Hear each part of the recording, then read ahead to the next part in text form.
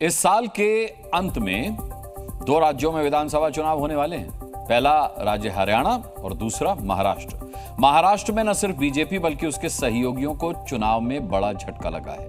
BJP और उसके सहयोगियों से ज्यादा सीटें कांग्रेस गठबंधन ने जीती हैं।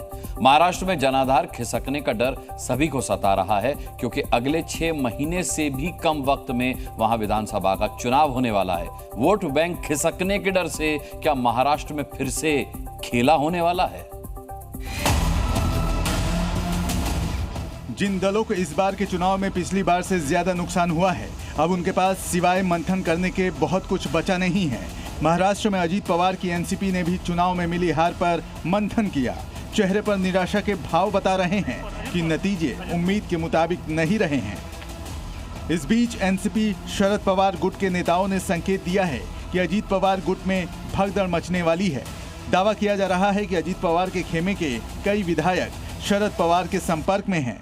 150 से ज़्यादा असेंबली सीट्स में एमवीए ने लोकसभा चुनाव के जो परिणाम है उसमें एमवीए की बढ़त है, और इस हालात में भगदड़ तो मचने वाली है। जो दल बदल के या फिर जिन्होंने अलग डिसीजन लिया, कांग्रेचुलेट करने के लिए काफ़ी एमएलएज ने मुझे बात किया, फ़ोन किया। अब कांग्रेचुलेट करने के बाद कुछ लोगों की इच्छा है कि जो भी वापसी की नहीं, जो हुआ पहले वो ठीक नहीं हुआ। महाराष्ट्र की 48 लोकसभा सीटों के चुनाव नतीजे देखें तो ये महायुति गठबंधन के लिए निराशाजनक रहे हैं। बीजेपी को 9 सीट, शिवसेना शिंदे गुट को 7 सीट और एनसीपी अजीत पवार गुट को 1 सीट मिली है, जबकि कांग्रेस, शिवसेना उद्धव गुट और एनसीपी शरद पवार गुट को 30 सीट मिली है और एक निर्दलीय ने भी कांग्रेस को समर्थन दे दिया है। इस हिसाब से महाराष्ट्र में कांग्रेस का गठबंधन बीजेपी से मजबूत है। एनसीपी अजीत पवार में फूट की आशंका को पार्टी के नेता ने खारिज कर दिया है और दावा किया है कि कई कांग्रेसी नेता अजीत पवार के संपर्क में हैं। कोई जाने वाले नहीं है।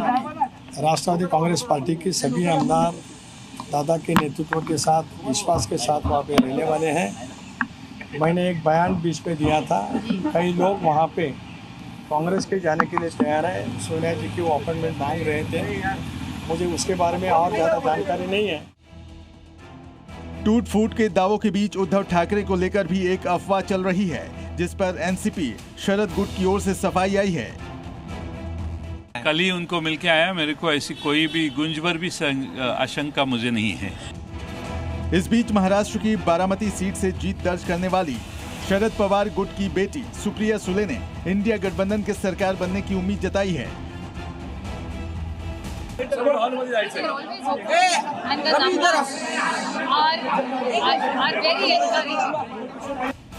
महाराष्ट्र में लोकसभा चुनाव के नतीजे आने वाले विधानसभा चुनाव की रणनीति बनाने में बहुत मददगार साबित होंगे।